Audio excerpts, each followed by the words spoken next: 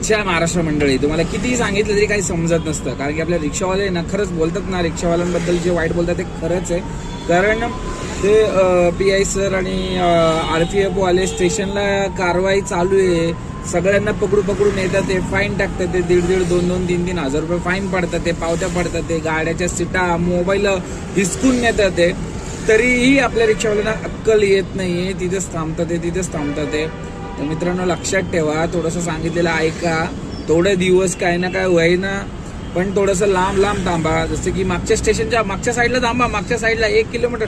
अरे नाही तर कस्टमरला तुम्ही 3-3, 4-4 किलोमीटरला पिकअपला जाता, तर आता तुम्हाला 2-1.5 किलोमीटरला जायला काय होतंय? काही हरकत नाहीये. तुम्ही मागच्या साईडला फुल जागा असते, तर मागच्या साईडला थांबा. आज मी आलो होतो स्टेशनला, पण मी समोर नाही थांबलं, मी मागच्या साईडला थांबलो आणि समोर येऊन दर्ग्यापासून मी भाडं घेऊन गेलो. तरी बघतोय तिथं आपले लाईन लावलेले असतात. म्हणजे बोलतात ते बरोबर आहे राव आपल्या बाबतीत.